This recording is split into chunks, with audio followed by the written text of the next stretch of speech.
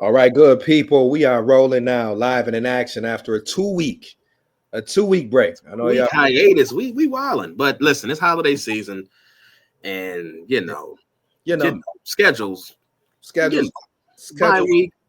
Yeah, Yeah, you get a little December bye week in there, especially when you got to prep for a Super Bowl run. I think we were due for just one more little break. Spend some extra time getting our body right, getting our our Christmas shit together. for real. It But really was. yeah, it was a lot going on the last couple weeks, but we here, man. I'm glad to say that we are entering and we are in the year 2025. So shout out to us all, all our listeners, viewers, who've been riding with us. But just if you're able to listen or watch, that means you made it through another year. So shout out to all of those who made it. Whether 2024 was a great year, whether it was a year of learning, whether it was a year that you rather forget. Um, this starts a new year, a new journey for most of you guys out there. I know I look forward to this year. Z man, anything that you most thankful for in 2024? Uh, I made it through. It's it's short and sweet, man.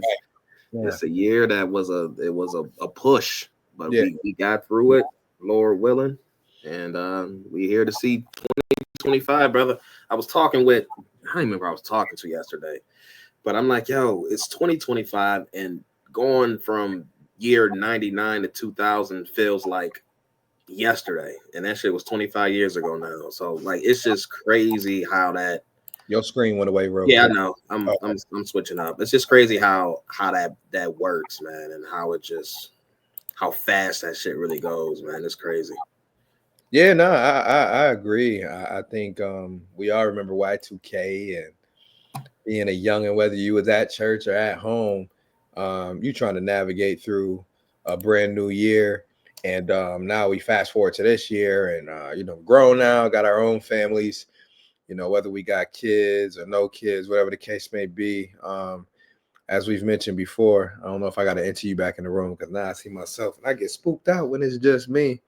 Well, I got Josh Allen behind me. But anyways, I do want to fast forward and really get us into this next gear. Not only is it about to be week 18 for the Buffalo Bills, for those listening, but it's about to be that playoff time. It is clutch city time. We know over the last couple weeks, a lot of the conversations surrounding our Buffalo Bills have been centered around the MVP convo. Who is it? Is it Saquon Barkley? But most notably, is it Lamar Jackson? Is it Josh Allen? I think most people in our situation are very annoyed, very bothered by these constant conversations. I think I've pretty much had my end of it. I even told some people close to me, like, don't even entertain these debates anymore, just because it is just gotten so tiring to first off see the back and forth, but just to try to over explain and defend your quarterback or defend your favorite player to a bunch of strangers. Guys, it's pointless. Because whatever you see from a value standpoint from your quarterback, from your franchise guy with the Buffalo Bills, some people may not see it that same way. And long story short, we cannot force people to see things our way. So I know Z, once you get back connected, we're having some technical difficulties right now. No, once you get back connected, you'll be able to explain that in your own way. You back with us now? Yeah, we back. Okay. We got the raw screen today. Okay. We going straight raw. Y'all gonna see the room in its truest fashion right now. But it is so. I'm only seeing a black screen for you though. Oh, I'm not back. Oh, No, dang. it's all good. Okay, We okay. gonna work with you. We gonna figure this out. You got my audio. You said what now? You got my audio. At least you can hear me. Yeah, I got your audio. We're gonna figure this out. But I will definitely say it is definitely so exhausting trying to, like, you know what, it's bad enough going to social media and really entertaining the nonsense, but doing it, man, it's exhausting. trying to defend your quarterback, defend your team, and everybody talking about them like they trash.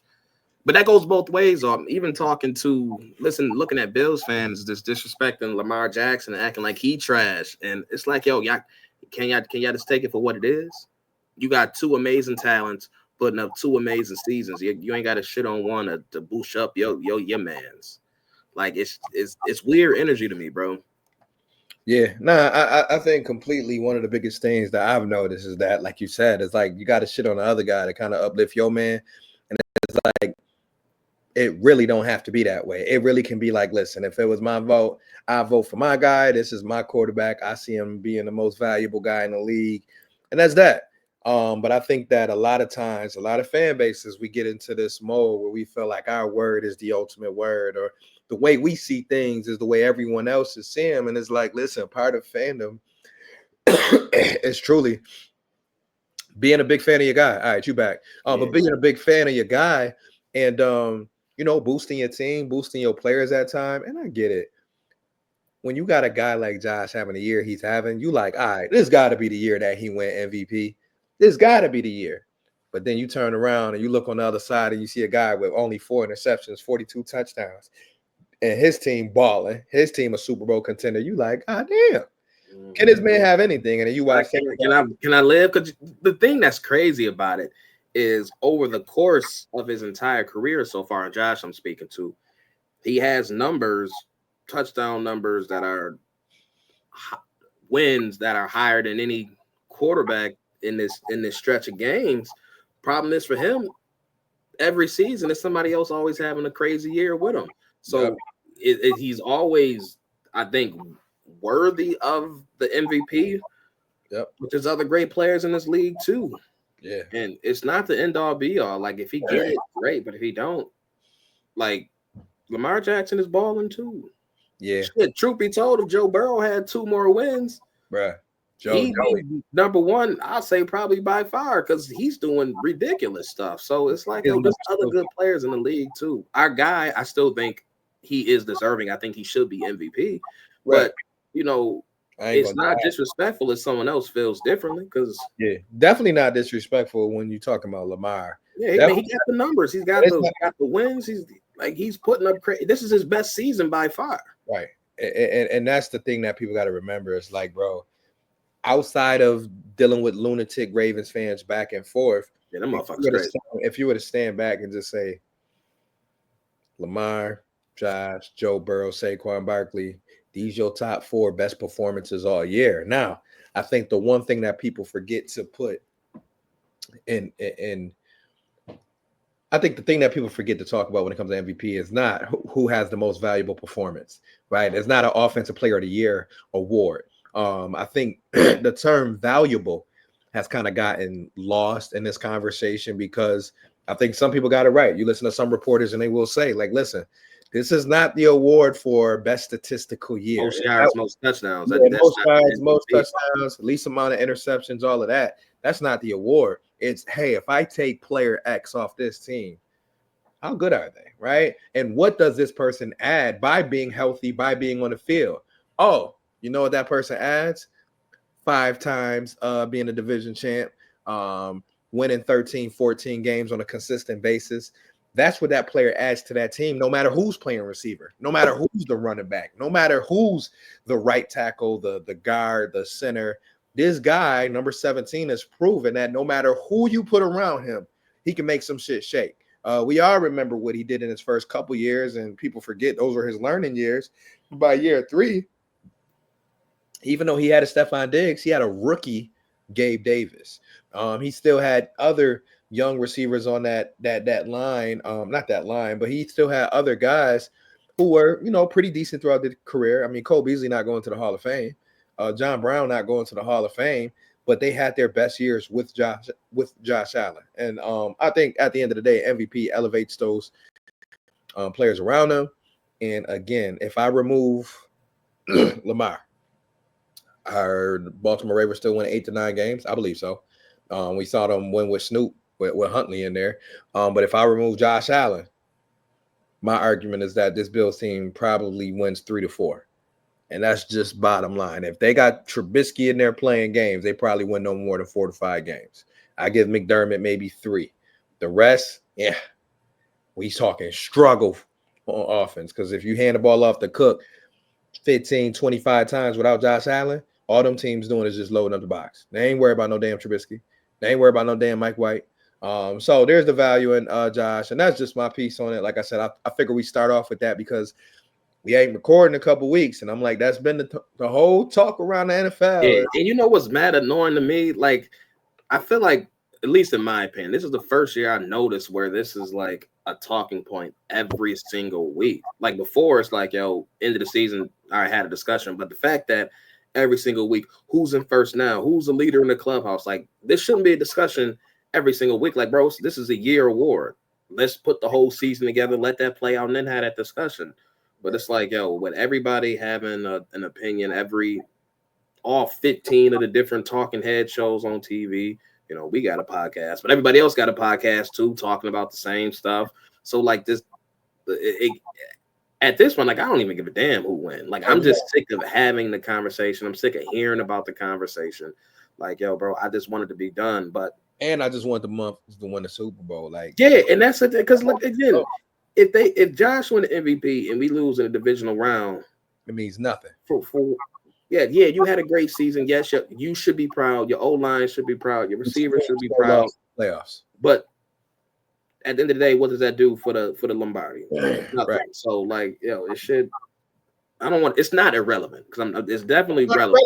But it's like, do you want to be known as a great regular season quarterback, or do you want to be known as a quarterback who, after 7 years, 6 years, whatever, got over that playoff hump? Or that's what I'm saying. Eli Manning never sniffed the MVP, but my man is a 2-time Super Bowl winner, and that's nobody take that from him. Exactly. You can say he was trash, that he was buns, and this and that.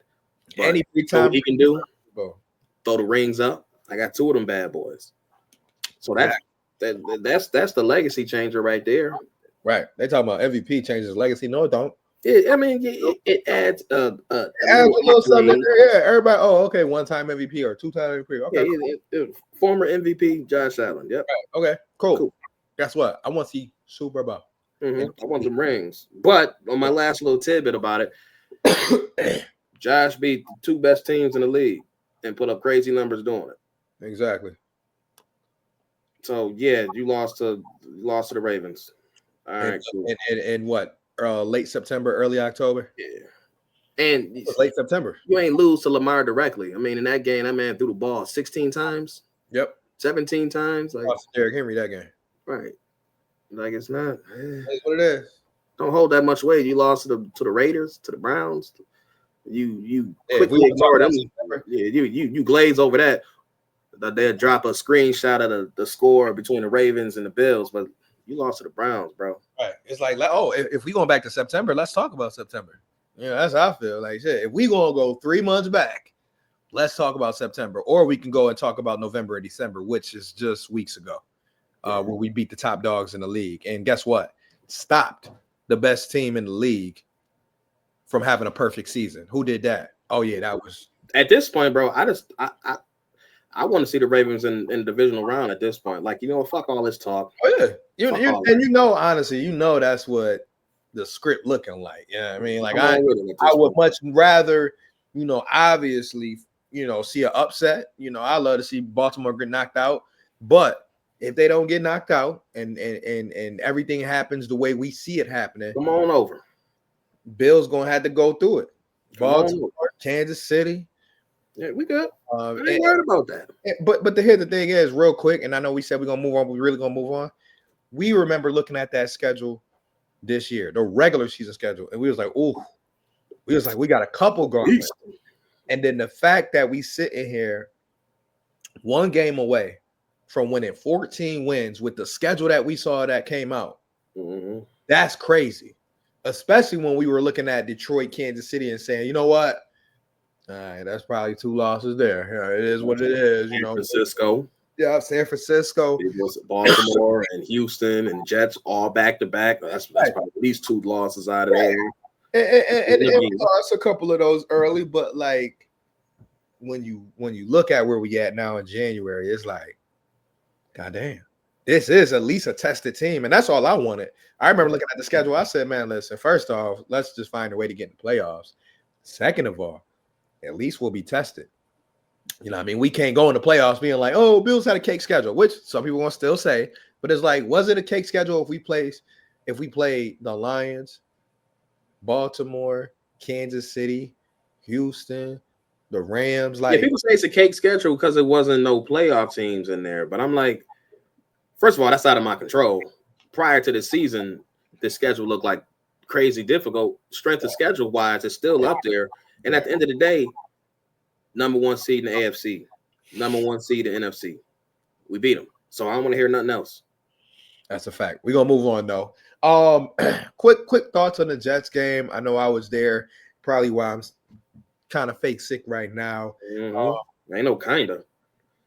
Yeah, I'm over here struggling, y'all. That's why it ain't gonna be long either. But at the end of the day, I do want to say before I give it to you, Z, it was a pleasure being able to take my son to his first regular season. Saw that. Yeah, man. Ravel was in town. For those who don't know, my boy doesn't live here in Buffalo, but he was able to. We were able to get him here to Buffalo to allow him to enjoy his first regular season game. Now he's been to training camp, he's been to preseason games in his past. He's met some great players, got some autographs from Josh Von Miller. So he's been up and close and personal a lot with the Bills.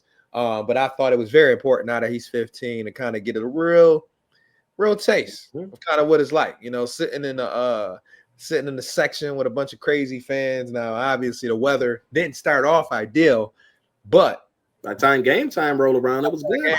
Yeah, it was good 50s, lower 50s, but gray skies. But yeah, man, good atmosphere. Glad he was able to witness a blowout. But views from the couch, living room, whatever you want to call it, man. You know, what was your biggest? I would say one or two. You know, what was your biggest takeaway from the game? You know, this was a game. You know, it's weird, man. When it's at this end of the season, especially with the finish with Patriots, Jets, Patriots, like the excitement just wasn't quite there like it normally is. It's because, you know, this game is important to lock up the 2 seed, but in the grand scheme of things, not that important. So, like, I really just wanted them to one, get out of that game healthy. Right. And 2, show some signs of life on defense. And I think both of those things actually played out. Offense took care of business. Definitely a little bit of a slow start, just a little sluggish, I would say. Yeah. But defense, you know, I think defense had a slow start too. I mean, Jess was moving the ball a little bit too easy. Yeah. For a lot of that first half, but they made timely plays. A sack here, interception there, forced fumble here. So, like, you know, they had the big plays, they had the key takeaways and the key moments. We actually got some pass rush consistently throughout the game, which was nice to see. So I'm happy they got out of there injury free for the most part. Defense looked pretty good. I mean, definitely some things that I'm still concerned about a little bit defensively. I'll talk about that a little bit later, but it was great to see Josh get some connections going with Amari and with Keon. That catch to Cooper was. I saw the video you got of that joint. Yes, sir. Oh, I'm like, yeah, that's right in our end zone. So, you know, it was a beautiful throw, beautiful catch. Yeah. That play to Keon. Was that in the same end zone for the Keon one? Yeah, man. We had a lot of activity in that end zone. That's what the games I don't go to. That Keon would have been right in front of my seat too. Oh man, it was fire. Hate to see it, but just seeing him be able to trust his receivers to throw those balls up and allow them to go make a play.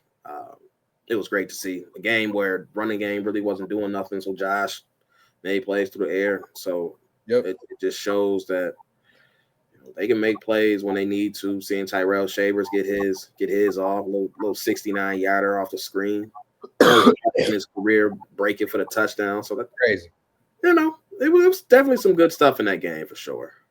Yeah. And I'll piggyback off that because we can keep it quick on the Jets. But I kind of felt like you did. Coming into the game, you don't know what to expect. But you know, the divisional game, you know they had the opportunity to lock up the 2 seed, which we knew to the Bills was going to be important because that's the important part. Yeah, you know, you playing around with Baltimore, you're not trying to give them no type of edge. So, locking that in was important. But kind of like what you said, though, man, the defense to me is what was most impressive because without those takeaways, we're probably looking at a game that probably ended in the teens, which we've seen happen with the Bills Jets before. Like, Salah's gone, but this Jets team, for whatever reason, have our number. Yeah, they find ways to just kind of, punch and keep us at 17 or 20. Yeah, scratch. Yeah, they going scratch, claw.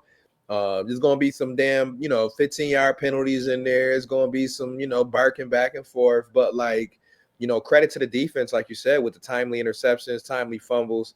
I think that going into the playoffs, that has to be truly what their calling card is going to be, because they're not going to be a defense that's going to hold you to under 200 yards. That's just not their defense this year. Now, it could be next year. We'll see what they add in the off season. But for right now, I know some people will call it luck, but they have now shown over 17 weeks, this is a defense that's just going to make plays on the ball. And I think you give credit to Bobby Babich on that, because McDermott has been with the same defense now for 7-8 years. I have yet, probably since it was Prime Hyde and Poyer and Tre'Davious White, I have yet to see them really have a year like they're having taken away the ball. I think they're number one or tied for one with takeaways in the league. I know they're number one in point different in takeaway turnover differential. But they do a great and think about it. They're doing this without legit like all pro guys in the secondary. We know Benford, of course, is right now playing at the highest level of his career. And he should get that recognition. Is his name big enough yet? I don't know. I think that's gonna be the only thing holding him back from some real stuff. We got the Patrick Surtains of the world, and there's some other corners who may get that nod above him when it comes to All Pro. But I think at least second or third team All Pro would be, ideal. But outside of that, we're talking about Damar Hamlin, Taylor Rapp, Cole Bishop, Cam Lewis, Jamarcus Ingram, Rasul Douglas. Like, we talking about a combination of 9 guys this year that they've used, and they are still finding a way to take the ball away. And it's coming from defensive tackles. It's coming from linebackers, defensive ends. So, it's just, I love seeing what they're doing defensively, because they are finding multiple ways to help them win games. Because, I hear some people say, well, this ain't the best defense. This defense could hurt us in the playoffs. But I'm like, I can't quite remember a time when they've entered the playoffs, number one, about 90% healthy, which they will be. I mean, right now they got Terrell Bernard that's listed day to day, but he should be good in 2 weeks to play in a wild card game. But he don't got to play this week. Let that man sit a week. He'll be good. We're going to see Lancaster Joe out there. But outside of that, you got all your secondary guys. They should be back for the wild card. Your linebackers should all be good. Your whole D-line is going to be set. So, I'm looking at them wild card weekend for the first time in maybe 3 to 4 years. You're going to be healthy. And not only are you going to be healthy, but now you have an MO. And your MO is we take the ball away. All right. You might can get up and down. Hey, your running back might have 90 yards on us on 14 carries, but we go and take the ball away. So, when you play in the Bills, you got to secure the ball. You got to watch out for the defensive ends getting their hands up, because right now between Epinesa and Group, if I'm a quarterback, I ain't even trying to throw that little quick short pass. I'm trying to take that out of my game. I mean, you may be, if you want to attack the middle of the field, whatever, but that quick game, you really can't do with the Bills because of the length that they have on the outside. And then to add on top of this, if Ed Oliver is playing at a high level, oh man, that makes all the difference in the world if you can get the Ed Oliver that we've seen, once or twice a month. So I gotta say, my biggest takeaway is how excited I am to see that defense in the playoffs, because now that there's going to be some extra meaning behind the obviously after this week, but in the playoffs, we're gonna get a chance to see them really pin their ears back and play their style of football, which is just make plays. They're not worried about keeping you under 3 yards of carry. They're not worried about we can't let them get past midfield. No, you can get past midfield, but we still gonna scratch and claw and try to make a play on that football. So that's my biggest takeaway, man. Yeah. Anything with this team heading to the playoffs? I'm not completely disregarding this Week 18 game, but I'm disregarding this Week 18 game. So as we roll into the playoffs, what are your areas of concern that you have for this team? Areas of concern, if I had any, it would probably be health at the safety position. I think offensively, I'm about as confident as can be, just because Keon is now healthy. I got Amari Cooper healthy. I got Kincaid healthy. I got Shakir healthy. I got Cook healthy. I got Davis healthy. So offensively, I'm golden. This offense has shown me what now? 75, 80% of their games that score more than 30 points. So no concerns on offense. Special teams at times, but I gotta say special teams has been a little bit better. I also think your man Cotrington is due to break one in the playoffs. So look out for him to do one, whether it's wild card weekend or guess what? Save it for when we play the Chiefs. I don't care, or the Ravens, whoever. I guess defensively, as much praise as I just gave him 2 minutes ago, I think it would just be the middle of the field. I think the health of Bernard, I'll try to keep an eye on. I won't say that really concerns me, but he did say day-to-day / week-to-week, but more day-to-day. So McDermott was kind of playing with his words this week during his little comments in the practice. But as you already mentioned, he don't got to play this week. So, we're going to get his, full rest in, a chance for the young guys, get more snaps. Lancaster, Joe, I got to keep joking with that. Dorian Williams, whoever else can get in there and get some more reps. Maybe even what's his name? Merle, the guy that they just brought back. Maybe Moreau. Yeah, maybe he'll play for a full game or whatever. Because I don't even think you even got to put Dorian and Milano out there. Maybe Milano, you let him play a quarter. I mean, you still got Ulofoshio too. Yes, he's another one. So you got the rookie that you can play a little bit. So I expect that to be kind of the game plan, but I would say middle of the field / safety, because I saw somebody put up the stats between Cole Bishop and DeMar Hamlin. I still want to believe I can trust our safeties in the playoffs. That's going to be my key is like, listen, have we gone through 4 months of watching that 4-man rotation back there? Yes, we have. But now it's playoff time. Now I need DeMar Hamlin to make a play. Now I need Taylor Rapp to not cost us by making a costly penalty in the end of a game. So right now, to me, it's more of a trust thing because we knew with Micah Hyde and Jordan Poyer, whether it was in the middle of their prime or was towards the end, we knew we could trust them for the most part. And I know they always didn't have the best, endings to games, i.e. Kansas City 3 years ago. But right. But like I said, I just gave defense a lot of praise. So like I'm about as confident as you can be. I don't want to say I'm like 2020 confident or 2021 confident, but like I'm at the point where I'm like, listen, they going to score 30. I don't see a defense in the AFC holding them to under 30. Kansas City, whoever. I think Kansas City did the best job with them. I will give them credit. They held us to, what was that, in the 20s, I think, when we played them. Baltimore, I know what they did to us. We still ended up in the 30s, though. I think that was part of that 30 streak. 21 or something like that, right? Yeah, I'm gonna check now. I'll just out of curiosity. I think Baltimore probably did the best job out of the playoff teams. For sure. I know Houston held us to 20, but I mean, we scored 30 on Kansas City. Okay, so we scored 30 on them. And then you got like I said, Houston, we scored 20, but that was the game where Josh Allen went 9 for 30, which just isn't going to happen in the playoffs. Like I'm not even putting that out there. So I'm fully confident in the offense, fully confident Cotrington gonna have a big player too. And then defensively, I just need those safeties to hold up. I got all the confidence in the world in Benford. He has completely sold me as a CB1 on this team. Rasul Douglas, I'm betting on him to make a play in the playoffs just because he's due for one. Like it's just a matter of time till he get his hands on the ball and actually do something with it. So I gotta say I'm about 95% confident going into the playoffs, and I'm not too worried, man. Gotcha. Before I give my answer, something you said was interesting when you said you're not sure if you're as confident as 2020 or 2022. I think you said maybe. So do you think as a whole those teams were better than what we rolling out this year with?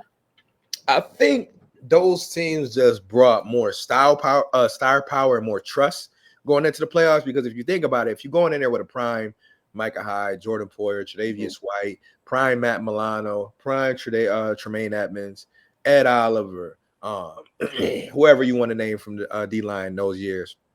Then you had Stephon Diggs, Cole Beasley, Emmanuel Sanders. So like, I think from a name and trust standpoint, you could trust that a little bit more because you're like, you know what, big game don't matter. I got veterans that's ready for the moment, along with a franchise QB. This year is more like I I got my franchise QB playing at an all-time level, but I also got Mac Hollins out there. I also got Ray Davis out there. I also got Keon Coleman out there. Yeah, rookie Keon. So you got some unproven guys, which for me is like, hey, does it mean that they're going to be in a worse situation? No, because guess what? We laughed about it before, but the everyone eats thing, that's kind of worked out for them because right now teams don't know how to defend this defense. Yeah, because the reason why I asked that is, I mean, this is the most points they've ever scored. Right. From a franchise standpoint, not even just this era, like this is of all time. So like they're doing something that's right. They're putting up more points than the 2020 team, which I think everybody collectively thinks was the best team and especially best offense that the Bills have rolled out in this era of football. Right. So it's like it's weird is not the right word, but we all had confidence in that 2020 team. But like, why do we? Because I think I'm in the same boat as you. Why do we feel not as confident in this offense, right, compared to what was there when these results are better than what we were getting before? So just a curiosity thing. Yeah, listen, that's a good conversation because if you were to poll Bills fans, I think we will all like agree. Like, who do we trust most? Josh Allen, okay. Yeah. But outside of Josh Allen, what handful of players do we trust going into the playoffs? Yeah, and I think the thing now, though, that is even better than before is this line play and this running game, because we didn't have the James Cook that we have now in 2020. We had Singletary and Gore maybe that year. I'm not even sure who the running backs were. Singletary and Gore, then we had Singletary and Zach Moss one year. Yeah, so like this O-line is playing at a level that's much higher than they were in 2020, and I think this running game is at a level that's much higher. And to add to that, yeah, the running backs, the offensive line, and the tight ends. Yeah, I think the depth of talent is much higher now, but the top end talent is not what it was in 2020. Just because before, I mean, we were one injury away from rolling out Isaiah McKenzie as your top receiver. No disrespect to Zach like that, but yeah, now if you go down the depth chart, you like what? Keon, your number 3. Curtis, your number 4 or 5, Mac Hollins. Yeah, because again, throughout the whole year, we've been down somebody. Right. Kincaid went down. Knox was there. Coleman went down. Amari was around. Amari went down. Coleman went down. Shakir's still there. Mac Hollins stepped up. Samuel stepped up in a couple of those games. Yeah, a couple of those games he did, right. Like you said, Mac Hollins stepped up. And the thing I'm most excited about, and I'll ask you this question too. And sorry, New England, we playing our backups against you, so we can't talk too much about you. So I want to talk about what player you're most excited going into the playoffs. And I got to say, for me, it's 2 players, and I kind of mentioned them earlier, but I'll say Christian Benford, and the one I really want to talk about is Keon Coleman. I'll say Christian Benford first because he'll have the chance to really solidify himself as a lockdown corner. Because no matter who he sees in the playoffs, he's going to go against an elite receiver, whether it is the Chargers. Every team. You got Cortland Sutton with Denver. You got Zay Flowers and those boys in Baltimore. You got obviously those guys in Kansas City. So like, I'm really looking forward to like watching Benford get his name put in a different category. Because even though we on TV all the time, prime time, I don't think people realize like my man. Shit is real. That's a boy right there. That's a dog. So I look forward to watching his growth this playoff. But the real one for me, just because he missed 5 games this year, is Keon Coleman. I think he has a chance to solidify himself. I've seen a bunch of charts where they are praising these rookie wide receivers. And he's not on none of the charts because it's like he don't got the stats right now. But to think about it, you missed 5 games. He's still over 500 yards receiving. He still got 4 or 5 touchdowns on a year. He's still averaging somewhere a ridiculous like 18, 19 yards a catch. And I'm just sitting here like, wow, if this man played the whole year, we could be talking about 800 plus yards, 7, 8 touchdowns. But the biggest thing that I'm looking at is like what matters now is the playoffs and how will teams defend our 3rd best receiver? Because right now we know Amari Cooper and Khalil Shakir, they will most likely get the bulk load of targets, which I'm completely fine with. But the fact that you got a freak and Keon Coleman that you can throw to 4 to 5 times a game and anywhere on the field, middle of the field, red zone, fade ball. We saw the ball that he threw up for him on Sunday, just a straight, you know what? fuck it, he down there somewhere. I have a guy like that, especially in the playoffs. One or two things gonna happen. Number one, he gonna make a ridiculous play. All right. Number two, he gonna draw a flag, and that's what I look forward to because we know these games come down to the smallest of smallest mistakes. One or two plays, yeah. And when you got a guy like Keon who is as athletically gifted as him, you know, and Amari Cooper too, you know, we can say the same thing for him. But I'm looking at Keon because he's just so young and so unproven that I really think he's gonna find a lot of mismatches because guess what? Denver not putting no PS2 on him. You know what I mean? PS2 gonna be going on Cooper or gonna go on Khalil. Same thing with Baltimore. They're not putting Marlon Humphrey on Keon Coleman. So like I'm looking at that mismatch, you know, and we can talk about Kincaid too, Dawson Knox, but I'm looking at Keon Coleman. I'm saying like he got a chance. So really, like he already known just because of the viral stuff, but like he got a chance to be like, oh, well, when we mentioned that 2024 wide receiver class, don't forget about Keon Coleman. These boys got a dog for the foreseeable future. So I gotta say he's probably the most exciting player that I'm most excited to watch come playoff time. But how about yourself, man? You know, me, I really, as much as I want Josh to drop back and throw that ball 30, 35 times a game, I am really curious to see what James Cook looks like this year. Because he put up some good numbers last year, but I think he has improved so much between last year and this year. Like he doesn't have as many yards, but I mean, the improvement in touchdowns alone is night and day. But like his hands have been much more steady this year. Fumbles are a lot less than the year before too. So like he's running the ball with so much confidence. So I'm excited to see what he looks like, and I hope. Like again, I don't want him to rush the ball 20 times a game. Nah, I would love to see 20 touches. I want to see him get him, you know, even more acclimated into the passing game. You know, anytime he can get singled up on a linebacker, I'm looking at James Cook. So I'm really excited to see what he looks like in this offense. And another guy on offense that I really want to see is Kincaid. I still think he has all the talent in the world, but you know, second year didn't really live up to what some of the expectations were. And some of those expectations may have been unfair, may have been, you know, we may have thought too much, but, you know, I still think that he is a mismatch.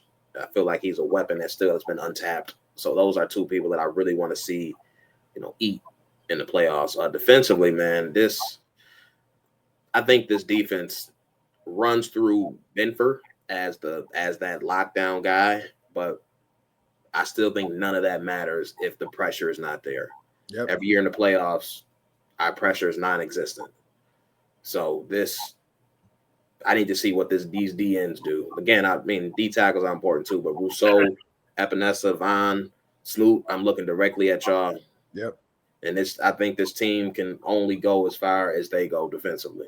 That's a fact. It's going to be on them to cause havoc and create some issues. So Benford, so Douglas, so Milano, so whoever on the back end can make a play. I agree. I like that because I mean we talk so much about certain unproven players. On our D line alone, we got a Hall of Famer. We got a proven role player on the D line in Smoot. You know, he did it for years in Jacksonville. We got pretty much a proven solid veteran in Greg Rousseau. You know, he's still a young guy. I think we could say he's entering his prime. Yeah, he's a dog though, man. But because he affects the run game and the pass game. Yeah, he got everything short of the sack numbers, but he get pressure, all that.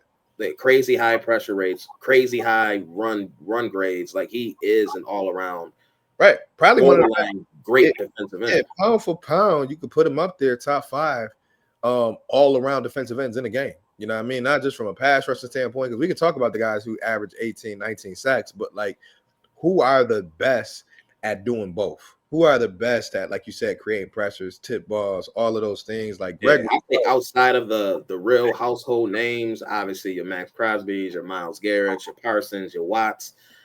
I think Rousseau was in that towards the top of that next class of defensive ends, right at the top of there.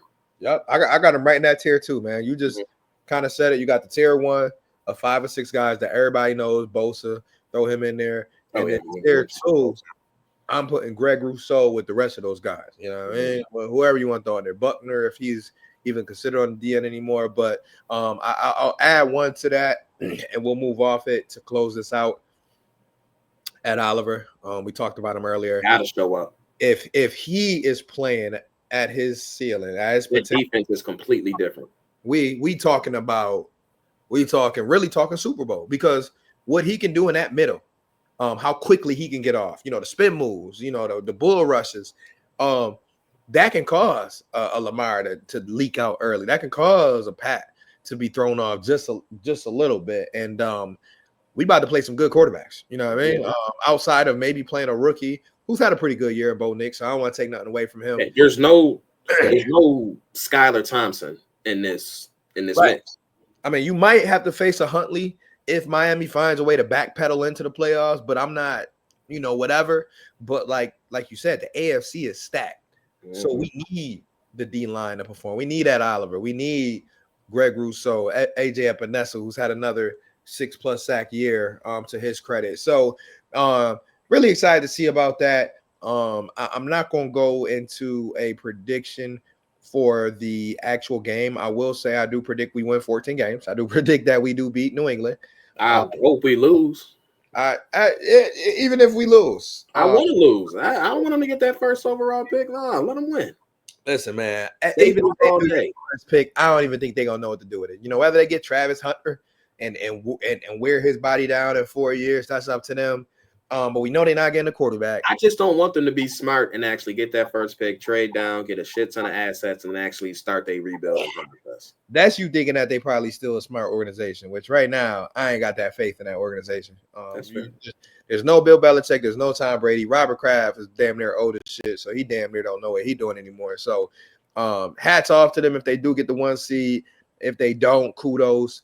I'm at the point right now where I'm just like, listen, get the 14 wins, because nobody and their mama had the Bills at 14 wins back in August. So I can say that with full confidence. No money mid-season, baby.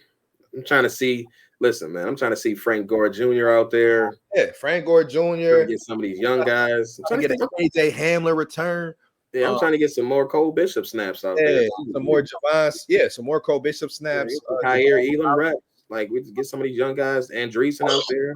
Get some of these young bucks on the line out there. Out there with Jamarcus Ingram. So, Quentin Morris.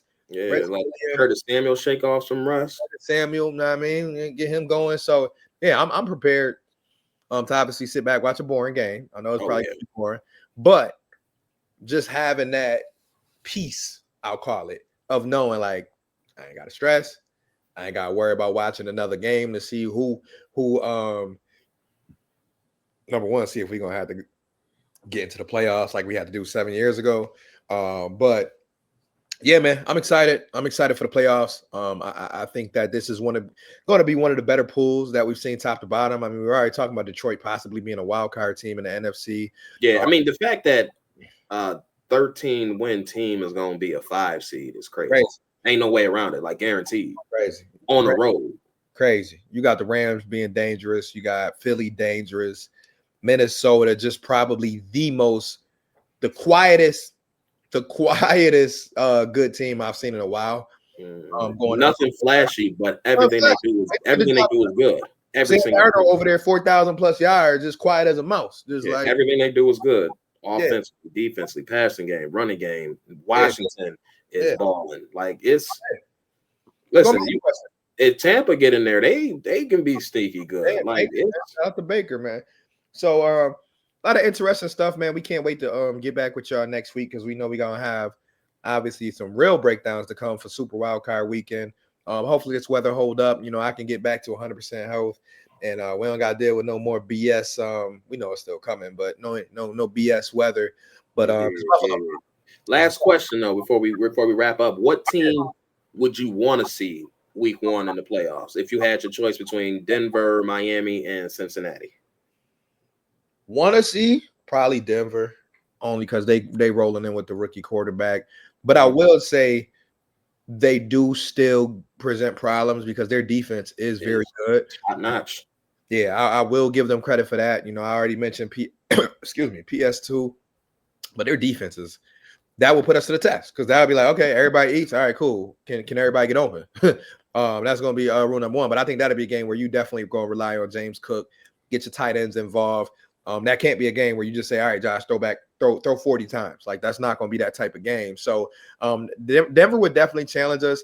Miami, I just hate seeing teams 3 times. Like, I mean, I know we will beat up on. It's hard to beat a team 3 times in a season. Exactly. So I don't even want that type of whatever. Like, stay away. And then when it come down to the Chargers, that would really I can't even beat the Chargers. It's either Cincinnati be the only other option. Oh, yeah. Okay, so Cincinnati, to me, their offense is just so good. Like, their defense is trash, Swiss cheese. But that they might have the best offense in the league. Yeah, that offense, man. I mean, fire. That's all I gotta say. Like, if we had multiple Benfords all around, cool. But we got one Benford and Rasul Douglas. Respect him, but he's not no lockdown corner. You know, he's a corner who gonna do his job, may make a play or two, but like he's not. That's not somebody you're gonna leave on the island with Jamar Chase or T Higgins. So yeah, Joe Burrow can stay at home. All right, man. Hey, great year. To the couch, please. To the couch. Mm-hmm. We don't need you in the playoffs, bro. We already got enough good quarterbacks, bro. We don't need Joey Cool in the playoffs. So they can stay at home. Like I said, I know McDermott's track record with the rookie, so I would look forward to that matchup from our defense standpoint because we know they're gonna be physical. They're gonna get Cortland Sutton involved. They're gonna run the ball and be smart, but can you do that when you got Josh Allen on the other side? Not really, because in a hostile stadium on the road in the playoffs, rookie quarterback, it's a different environment. So level of speed. So definitely Team Denver over here. But like I said, I'm in the same boat. My only thought is like playing against a team like Denver, actually a Denver, a Baltimore, Kansas City, all in the same boat. It's really going to test what these receivers can do because these are man-heavy teams or man-heavy defenses. Can they actually get open? If you got somebody, a corner that's sticky, can Keon get off? Can Shakir get off? Can Cooper get off? So, you know, it's going to be a remain to be seen thing. But I'm in the same boat. I would want to see Denver out of all those teams. It's mostly just from the rookie standpoint. Yeah. He's been great. But not to cut you off, at the end of the day, let's keep it a buck. We are still one of the top 2 teams in the whole NFL. 100%.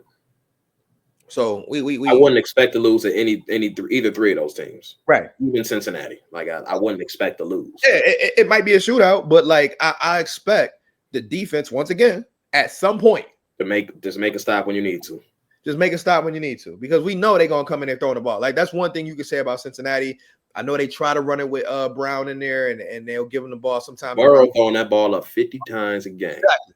And he gonna come in there with confidence too, because if this was the scenario, he like, man, I done did this before. Mm-hmm. I done did it in the snow. I done did it in regular weather. Like I can carve y'all up. So his confidence level gonna be crazy because he like, I don't see Micah Hyde. I don't see Jordan Poyer. Oh yeah, I'm lighting y'all middle up. So like that would be a game where again, probably a shootout, but you will hope once again the D-line, all right, get some pressure, get him off his spot, you know, get a couple hands on him, and then you know you wait for that play to happen. But again, man, it's the Buffalo Bills. This has been a year where Oregon trying to fight back, but this has been a year where like I'm literally, as long as Josh is out there, I'm confident. 100%. And that's to me a part of being a true MVP as well. Is like when you know you got that one guy where like, it don't matter if it's Pat on the other side or Lamar. You like, well, can they stop him? Okay. And the rest of the world done seen it too. Like, so it ain't like it's no secret. Like they've legit done it on prime time. They've done it at 1 p.m., 8 p.m., 4 p.m., a Monday, a Sunday, a Thursday. Buffalo Bills just a bad motherfucker, and you gotta be ready because they'll drop 48, and then go into the press conference and say, yeah, we still left some, you know, still got some things to work on. Stay humble, stay hungry. Hungry. Any last comments you got, man, before we get up out of here, man? I hope Aaron Rodgers come back to the Jets next season. Facts. Stay there as long as you want. Ron. Ron, baby. Stay there as long as you want. You too, Devontae. Stay there as long as you want, because y'all boys is washed. We came a long way since they did that video where they were smiling at each other. Fucking all that just to fucking win 4 games. That's great. Stay as long as you want. But yeah, we got We got a couple good games this weekend. Saturday crazy. I can't wait to get off work Saturday already. I ain't even get to work. Yeah, I can't wait to get off work Saturday. that Pittsburgh Cincinnati game gonna be fun. Baltimore got the Browns, so that's kind of trash. But that Pittsburgh Cincinnati game gonna be a dog fight. Gonna be a dog fight, and the Browns game just gonna be fun to watch because we already know from a Bills fan standpoint, it's like, okay, how well is Lamar gonna look, and then also let's start getting tape on these guys. Like I'm already in scouting mode already, so I'm just like, shit, what flaws can I pick up while watching these teams play? Because we know Baltimore they're going to at least try to win the game. So it ain't like they can do what we doing. Yeah, so, Denver, Kansas City. So that's going to be fun. Yeah, we know, even though Carson Wentz is, starting the game or whatever, but yeah, it's a lot. It's a lot to look forward to, man. I think week 18 is sometimes shitting on just because, all right, you got this guy sitting out, you got this team playing for the number 1 pick, you got this team playing for the number 2 pick, and I get it. For that, it makes week 18 kind of like a snooze fest, but then you got the other half of the teams in the league fighting for something. And to me, that's what you got to focus on. Like, as a fan, I'm like, all right, cool. 5-6 games I ain't worried about. But these other 4 to 5. Yeah, and this Minnesota Detroit game gonna be fun. Yeah. It's gonna be fun. The date? What's the time on that? That's the Sunday night game. Yeah, bro. They got it on that one. That's gonna be fun to watch. The parlay's ready. I'm betting the over on everything. Bro, I don't care what the over under is. I'm going over. Over everything. At 55, don't matter. Yep. Over. Legs, over everything. So should be a fun weekend, guys. Man, I appreciate y'all for real. For we ain't even have no heavy announcement. I mean, I tell people all the time, if you subscribe, you realize we ain't had no video, no audio up. I appreciate y'all for giving us the grace, giving us the time. But like Z said in the beginning, Christmas. I think I went on a vacation before that, but like at the end of the day, so much to be thankful for. I appreciate y'all for letting me even record this episode 6 because I was ready. Like, I might hold off one more week, but I'm a warrior. If I go to work, I feel like I can record. Like, why not? I was around people all day, so I'm thugging it out. I was just joking with somebody at work too about sick days and stuff like that. I'm like, man, I can't remember the last time I took a sick day. So I couldn't remember the last time I actually had a sick day. Like, ain't no PT on my line of work, baby. Right, that's a fact. But we here. Again, happy New Year, folks.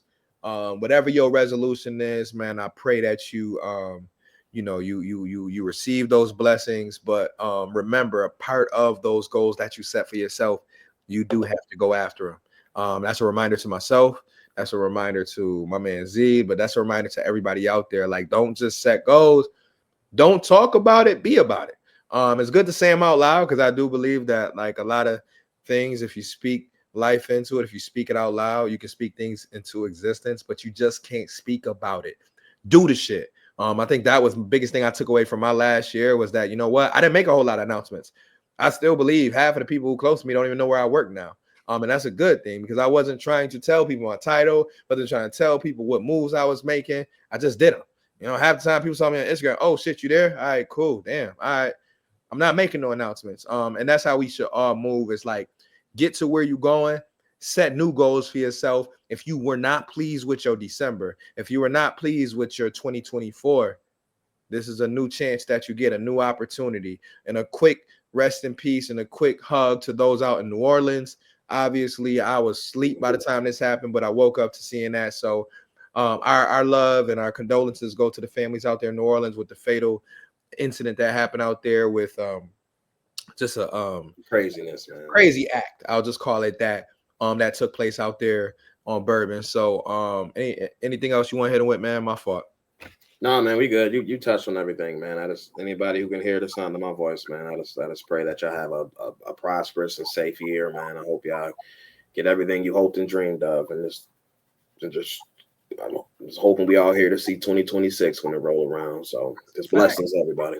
It's blessings all around, man. So like I said, man, cherish your loved ones, cherish your people in your household, cover those in your household, man. And I pray and I say this all the time, but hopefully everybody just continues to be thankful for each day that they are above ground. We cannot take that for granted. So as always, y'all, like, comment, share, tell a friend and tell a friend. This has been a unique year for us. We haven't had no guests, but I promise y'all, once we reinvent ourselves and do other things, we will get back to it. But in the meantime, between time, me and Z doing the best we can. So shout out to those who tune in every week. Shout out to those who give us that grace and are patient with us. But guess what? Next time you see us, it'll be Super Wild Card Weekend, and we cannot wait. MVP job gang, baby. We're ready to tackle the whole AFC and get to that Super Bowl, guys. So follow us the next 5 weeks, because I promise y'all it will be intense. So ain't no weeks off from here now, baby. Ain't no weeks off, baby. We locked in, man. We locked in, man. And I ain't gonna say no negative things. So we locked in, all positive vibes, and we'll catch up with y'all next week. Peace out.